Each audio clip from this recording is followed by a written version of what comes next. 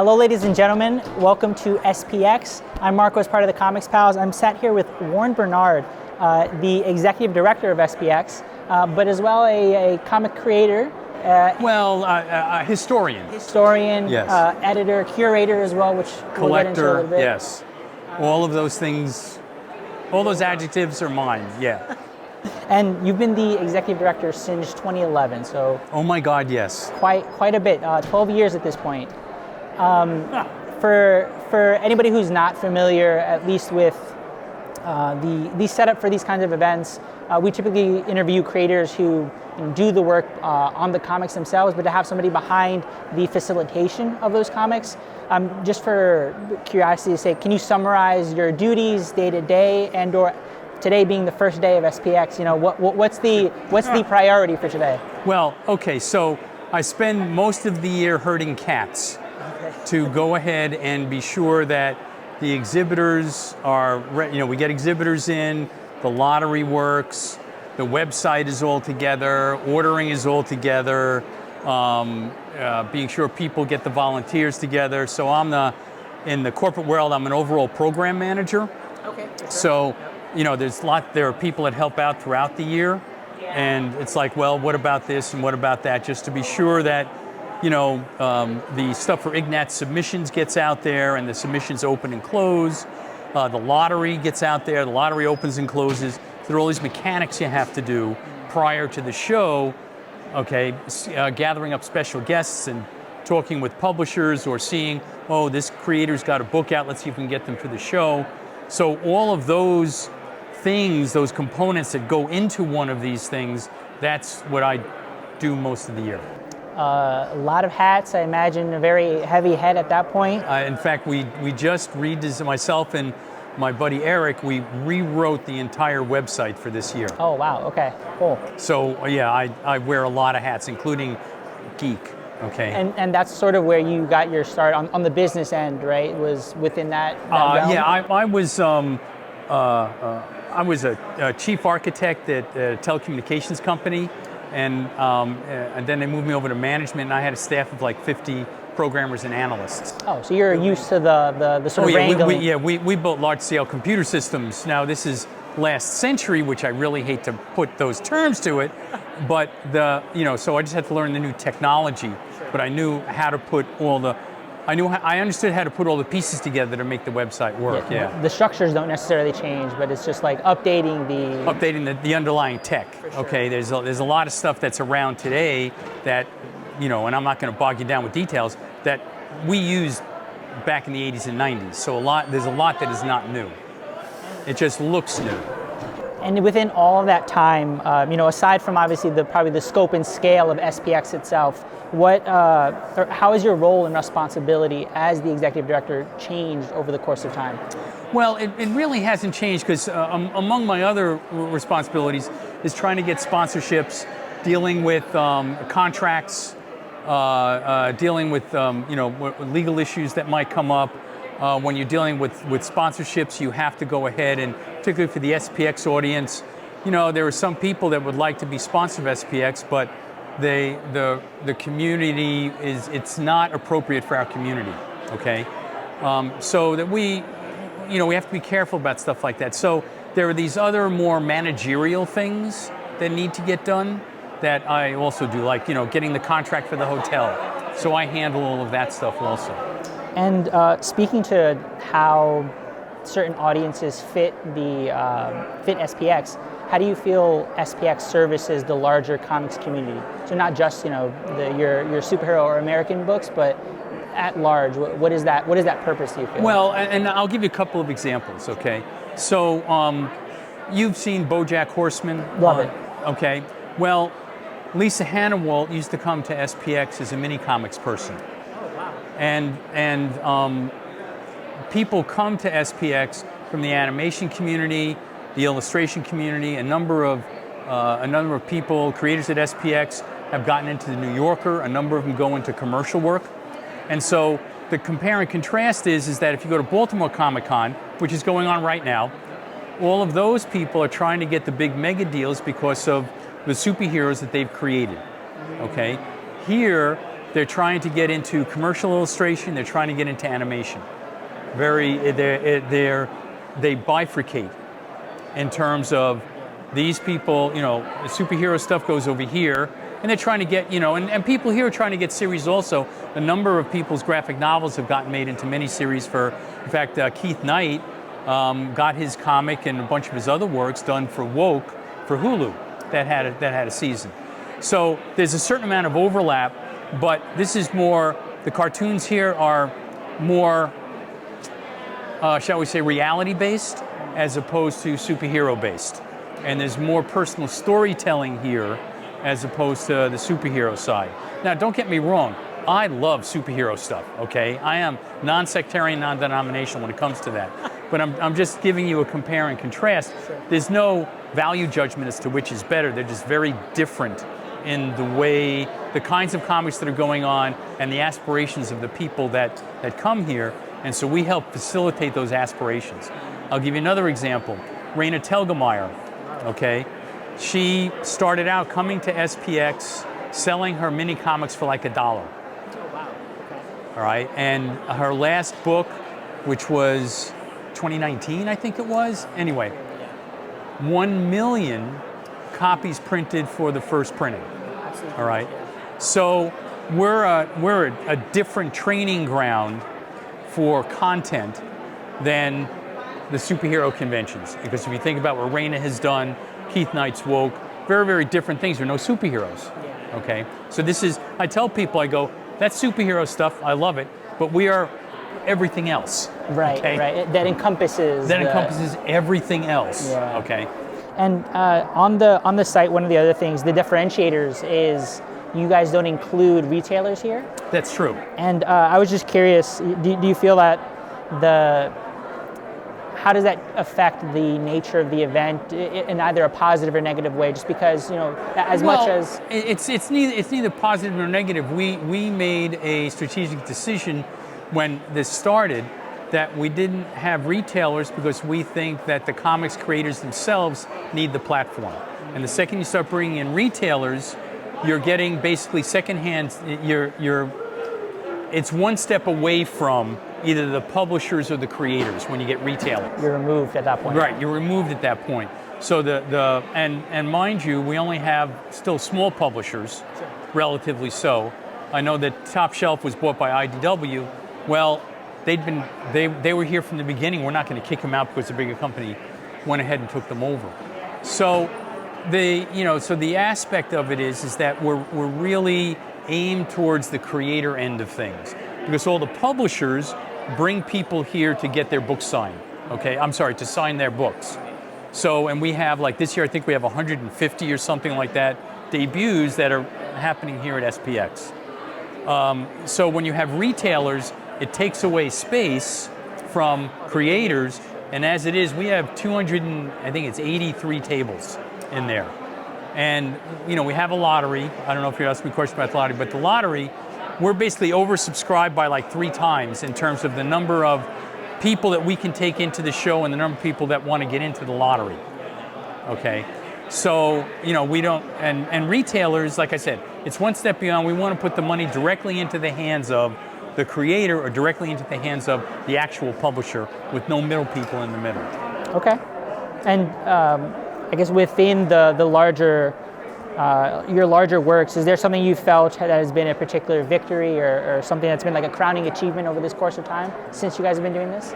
Yeah, I think it's the SPX collection at the Library of Congress. Okay, yeah, please speak to that. And so back in 2010, I'm a volunteer at the Library of Congress. I catalog political cartoons. It's very complex. You have to know a lot of stuff about history and philosophy and sociology, pop culture, and pop culture over a 100-year time span. All tied into one. All tied into one. And so while I was down there, I noticed that on one side I had an institution where their collection basically stopped at the end of the 20th century. On the other side, I had this. And so the issue was how to make the deal between, so that we can get all of the stuff here into the Library of Congress and preserve these people's works at a major American institution. And so now, we've done this now for 12 years, 13 years. There are now over 10,000 items in the collection. All cataloged. All from SPX, all from SPX creators. And we take, we have the Ignatz Awards, which we'll talk about in a second. So all the submissions that come in from the Ignatz Awards, they all go to the Library of Congress. The Library of Congress actually brings, it's about a half a dozen curators and collections managers into SPX and go around the room looking for contributions to preserve their works. As I tell people, we're preserving your works until the sun goes supernova. Yeah, there was an interview you did with This Truth in Art podcast where you said you're trying to catalog the ephemeral nature of comics. Yes, absolutely, and a lot of stuff here. For instance, Gemma Coral, whose stuff I love, she did a mini comic just for here, only 50 copies. Okay. When they're gone, it's not going to be reprinted. And so there's so much of that material that literally is there for one show or two shows until that creator sells out of them. I collect this stuff, and we can talk about my collection if you so desire. And so there were some political cartoonists. I was collecting their mini comics, and I got a hold of them. I was like, hey, I'm missing this one. And they were like, I don't have it. Okay, it's gone. Absolutely, it's not going to be reprinted. No one will ever see it in any kind of format. So we felt that was a critical piece. So the focus on the Library of Congress collection is mainly on things that are not submitted for copyright. And lots of mini comics, because they get everything through copyright submission, but even then they don't get everything. Okay. Do they like filter out in that case? Yes, well, and that's exactly what happens. When we send this stuff over for the Ignatz submissions, we go ahead, they go ahead, you already have it. Okay, and if they have it, then we take it back and we donate it somewhere, or people on the executive committee will take it. And then if they don't have it, it will get added to the serials division at the Library of Congress or the prints and photographs division at the Library of Congress. So we're actively preserving an incredibly ephemeral culture. Especially since the nature of these comics tend to be that small press, publication themselves is going to be very limited. So inherently there's a lack of being able to keep these cataloged. Absolutely, yes. And one of the things that we talk about a lot on the podcast is the larger industry, and in particular coming out of COVID or coming out of the larger larger wave.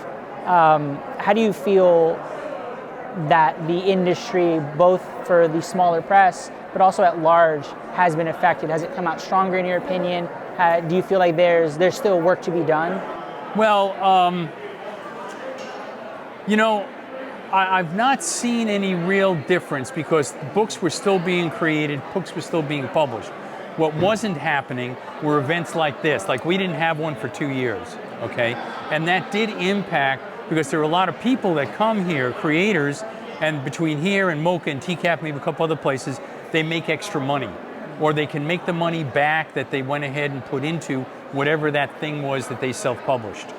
So there were, like I said, there was about 2 years where there was none of this stuff that was going on. And that did hurt people. And between the fact right now, this is, I don't know if you're aware, this is a COVID wave. And we had literally 3 days before the show, half a dozen exhibitors can't come because they tested positive. Oh, wow. And about 10 of the attendees, the same thing. They got sick. So there was an impact. People coming and seeing it and getting absorbed into it, that was also what was missing. All right. Now that everything is back, people can't wait to get in. So whether or not there was any overarching strategic impact, I don't think so. Was there short-term issues because these people couldn't come to these kinds of shows? And also at these shows, they would see their friends. So there was this social aspect, community-based, right, that was not reinforced during that time. Do you feel like it's still been a positive trajectory? And I'm not as familiar with the, in terms of the growth of the sector for indie books, but do you feel like that continues to grow? Is it sort of flat? Do you feel it's starting to diminish? Well, no, I think it's still continuing to grow. I mean, I don't have any insight as to the sales of graphic novels and things like that. we have very different view for success, okay? And so success here is, and this is actually very simple, where I don't get anybody calling me up going, God damn it, I didn't make any money at that show, all right? And so if I don't get any of that, it's a successful show. Okay, sure. Okay? Yeah, It's very basic and very simple. Because if we don't draw the people in that will go ahead and buy stuff, and if the people exhibiting aren't happy, that's a big problem. Haven't had that yet. So our threshold to declare success is modest. Okay. It's at the very least, having a return, right? Like being able to sell your wares essentially. Right. Exactly. Yeah. One last question. I want to be respectful of some of your time, but you can ask me as many as you want. I work outside of the podcast. I work in marketing, and you've edited a book, Drawing Power. Yes. And Cartoons for Victory. Yeah. Yes, and in that book in particular, you go over the transformation, or I guess the mindset of how comics are considered low art, high art, and one of my own just kind of theories working in the industry has been that the proliferation of consumerism in the early 50s and 40s had helped to categorize comics as low art, because a lot of the art that was coming out was for advertisement. And so people saw it as very consumable, very disposable as well, which may have translated into the comics themselves. Well, but also if you think about the two main aspects of comics in the 20th century, comic strips and comic books, both of them were immediately disposable. Sure. Okay, they just went by the wayside. Now, when it came to advertising, when you look at who was getting the advertising money, it wasn't, some comic strip artists got it, but a lot of single panel cartoonists got it, all right? And now, if you step here into the third decade of the 21st century, single panel cartooning has basically disappeared in terms of a viable commercial career. And so people will do stuff online that will be a cartoon here, a cartoon there. The political cartoon world has imploded, all right? And so the people who are making money, and by the way, if you look at 20th century advertising, the comic book people never got into that market, all right? Comic strip people, single panel cartoon people, they got whatever advertising assignments were out there that wanted a cartoon. Those were the groups of people that got it. Comic books, with the exception of Neil Adams and maybe one or two other people, but Neil didn't do it because he was a comic book person. That was actually one of his entry points into the comic book world. He worked for an advertising agency, okay? So the comic book world, never, those people almost never got into the commercial aspects of any kind of advertising. And you don't feel that there was a level of recognizing art in one aspect, or in that advertorial view, and how that might have affected the perception? Yeah, well, yes, because comic strips were, those people made, even going into the 70s and 80s and 90s, those people making good money. Calvin and Hobbes making good money. And so, yes, there's a definite difference between the way comic strips were looked at both at the time and historically, and comic books. And comic books was that they were, you kind of had comic strips and single panel cartoons were here, and comic books were like, they were at the bottom. They were way at the bottom. So I agree with you 100% on that. And that permeated everything that from an advertising perspective in the 20th century. Okay. All right. Satisfied with that answer? All right. So I'm trying to give some big picture context to this, okay? So I hope that answered that question. It did, yes. No, appreciate it. And the last question on my end, just on that collecting piece that you have, what is your, I guess not ultimate reason, but what's the thing that sparked the collecting for you and the wanting of preservation? Well, in terms of being a collector, I have to admit I got that from my grandfather. He collected stamps and coins. Oh, okay. Okay, and so I have all this stamp and coin knowledge I got from him that's just battling around in my brain. and I applied, and when I got into comics, so there was this thing about being a collector that was put into my head starting about the age of 9 or 10. And then when I got a little bit older, and we're talking 13, 14, 15, I got in contact with people either through school or what have you that collected comic books. So it was a very easy thing to make that transition, okay? So that's always been in the back of my head. Now in terms of preservation, one of the things that drove me to do the SPX collection was that this stuff was disappearing, okay? And I didn't want this stuff to disappear. And my collection that I have at home now, there's a lot of stuff that even institutions don't have. So it's kind of imbued me with going out and doing some certain things with my collection that will help preserve the comics culture. Now, I don't have a lot of comic books, but I have comic strips, single panel cartoons, and a lot of indie comic stuff, all right? So in terms of being a collector, yeah, it's my grandfather's fault, okay? He was the one who was like, God damn it, why didn't you teach me all the stuff about stamps and coins? And so there was that, but that whole thing about preservation really didn't hit me until until I started working as a volunteer at the Library of Congress. That's when it really hit me, because that's when I saw this marriage between an institution that needed to up their game in terms of what was happening in the 21st century and a population of creators that no one was programmatically preserving what they had. Okay. You're feeling a gap there. Yeah, right, exactly. And so far to this day, this is now 13 years later, this is the only relationship between a major cultural institution and any kind of comic show, indie comics or otherwise, where that institution comes in and is a partner with the show to be sure that works get preserved. There's not been another one since then, which is disappointing. And the Ignats therein, so then how does, you mentioned earlier, you're going to help facilitate on that end, but then does that affect ultimately what gets preserved as well? Yes, is there a prioritization? Actually, I'm glad you said that because I did leave something out, so excuse me. One of the things we do try to get is we get as many of the nominees as possible to be sent to the Library of Congress, okay? And so we go ahead and be sure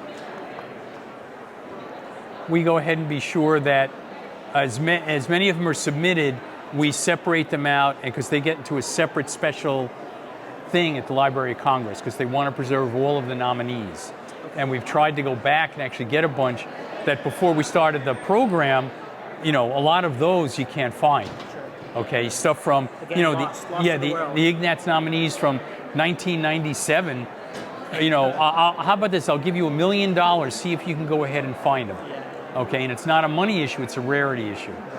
So the Ignatz nominees go as well as the submissions, and the Ignatz Awards. They're actually when you look at biographies of creators, they mention 2 awards. They mention the Eisner Awards. They mention the Ignatz Awards. Yep. Okay, and so it's irrelevant as to how we're of that level of prestige, because when you get an Ignatz Awards, all of a sudden the semi-larger publishers like Macmillan and publishers like that are like, oh look, this person won an award. There's attention on them. There's attention there, and then they will send people to come through here to look for new and exciting creators.